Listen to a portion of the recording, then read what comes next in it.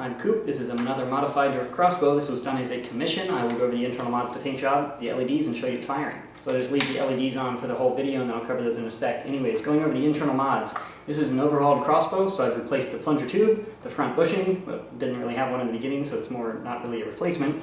The spring, the plunger rod, the plunger handle, and the plunger tube, if I didn't say that already. So pretty much everything that does anything with the exception of the catch and the trigger, because machining new parts there is a lot of work and not really necessary, because I've modified quite a few crossbows and I've only broken one catch, and that was due to negligence, not so much overpowering it. And that's also on a K25 spring. I'm running a K26 spring full length, and this is also a plus bow size plunger tube, which means it can hoppers and it shoots absolute lasers. The performance of this crossbow is amazing. It's just like my last one with this size plunger tube. However, installing this size plunger tube, this is a plus bow size plunger tube, not necessarily the length but the width is very difficult, because the width of this is almost the same width as the crossbow. It's actually a little bit greater, so there is a very small amount of flex in the shell here, but that performance is worth it for most people. So to actually mount the plus bow plunger tube here, I solder welded and then JB welded 2 pieces of CPVC up in the front here to prevent when you pull the trigger and there's a bunch of force in the plunger tube forward because the plunger head hits the bushing. The CPVC runs into the shell here, preventing it from flying out. That's not the only stopper, but that's the primary one. I also have a standoff in the front here, keeping the plunger tube from moving upward. And I also have a piece of CPVC glued to the shell in the rear to make sure it doesn't ramp up in the rear. And I also added sort of custom molded epoxy putty ramps in the rear also. Here's an overlay picture, just because I will not be able to explain that with words. What I did was I added a bunch of white lithium grease all over the crossbow shell to make sure the adhesive in the the epoxy putty doesn't actually glue to the shell. And then I put a bunch of epoxy putty all over the plunger tube, rammed it in, sealed the crossbow, and left it to dry for 24 hours. And the lithium grease prevented that from actually gluing to the shell, so I pulled it out, and it was cured, but just on the plunger tube. And of course I wiped up all the grease afterwards. But if you're wondering why don't you just glue it in place, that's a whole lot easier, and actually it's a little bit more stable, but it's a whole lot better for maintenance down the road, because air seals do not remain perfect for too long. You generally have to take out your plunger rod and reseal it with new grease or whatever, because debris is going to fall in there, dirt, which hurts your air seal and is pretty gross. So you can wipe it all out maybe once a year, maybe every few months, depending on your maintenance and what you want out of your Nerf gun. So I went through a whole lot of effort so the client can just open it up and take out the plunger tube and lube it out or clean it out, whatever he wants to do, and it's very stable in its current form. In addition to those other holding methods, I also have 3 bolts right here and 3 bolts on the other side that are actually screwed into the shell and then into the plunger tube, holding it in place even further. I fired it about 50 times without those, and it's stable without them, but they're just helping, so there's really no reason not to. And if you're like, oh, you can't drill holes in your plunger tube, you're going to screw up your air seal, if you look at where they are relative to the actual blaster and the plunger tube, when you pull back the plunger head, it's not actually touching those screws and it's not going back that far, so it's not suffering the air seal or ruining the air seal at all. And the screws aren't long enough to actually be protruding out to prevent spring binding or anything like that. In addition to the replaced parts, I also have these 2 bolts, which are actually reinforcing the spring rest back there, because when you put the pressure of a K26 back into the spring rest, you're bound to screw something up, so the reinforcements are to distribute that force into the shell even more. So pretty reinforced crossbow, pretty intense internal mods, just like what most people do when they modify crossbows. This plunger tube size shoots lasers, it can hopper, and it shoots even more lasers. Lasers just means really far. If English is your second language, like a laser beam, like a straight line, or frozen ropes. If you use that in a sports term, that's what I'm referring to, shooting lasers and shooting insanely fast. So that's it for the internal mods. Going over the LED work, I have LEDs in the shell here, hopefully you can see them. Up here is a little glow stick, one of those things that you press the button and it can change colors. I bought that, stripped it off the LED that came from the manufacturer because I didn't like that, and just used this glow thing, which I think looks really cool. And then it's glued into the base here, so it's sort of reminiscent of the stock crossbow barrel, because the barrel is usually up here, but this is way better and cool looking. I also have LEDs lighting up the grill here, which I think looks really cool. I did that with 1/8" polycarb throughout the grill, and then I have LEDs on top of that to sort of spray light everywhere, and then the polycarb usually refracts it very well, and it's standard polycarb, of course. You don't use clear, transparent, or that's not going to break up the light evenly. I've also sanded down the plunger tube in there, and I have an LED facing in there, so you can see that pretty easily.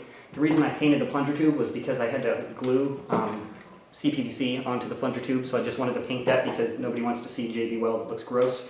And then I didn't want to tape it off here forward because it would look weird, and I also JB welded the bushing on externally, not internally, and that would just look weird, so I just painted it a complementary color. The LEDs are running on a 9-volt battery. This little bolt right here is holding in the 9-volt clamp, which clamps it in mechanically. It's not like glued or wrapped in there or whatever. And then I have a small switch up here that is bolted into the gun, which, you know, all of them turn on and off with one switch. So that's the LEDs. I've done LEDs quite a few times. I'm pretty happy with it. These are white LEDs, by the way. They sort of look blue. Not really sure why, but they are definitely white.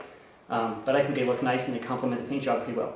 Getting to the paint job, started with a black vinyl dye primer, as always. I also painted the inside of the gun black because I really don't like it when people buy really expensive crossbows, because crossbows are like $200 each.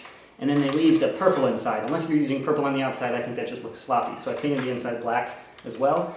And then I have an automotive red, which is supposed to look like candy apple red, but they don't actually have that or anything really quite as vibrant, so it is a bright red. And I have Citadel White and Citadel Black brush paint.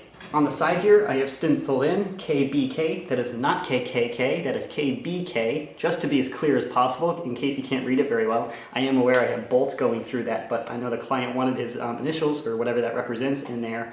And the bolts are there for structural integrity, and he didn't want to, I mean, I don't want to not put them in so it looks pretty, and then if something goes wrong later, that would just be silly. So it looks decent. And that's done. I did that just like how I did my Rogue Rapid Strike a few videos ago. I printed it out, put it on painter's tape, cut it out with an X-Acto blade, put it on here, and then brush painted on the KBK and then took it off, clear coated it after I did that. The clear coat is a gloss automotive clear coat. This is that new stuff I've been using by Duplicolor. It is amazing. It feels really good. I like it a lot. They also have a matte, but the client wanted gloss, and I think it looks really cool. I definitely do like the gloss red. I'm not sure I would field it myself, but it looks very neat and it was very fun to do. So I'll show you the blaster firing.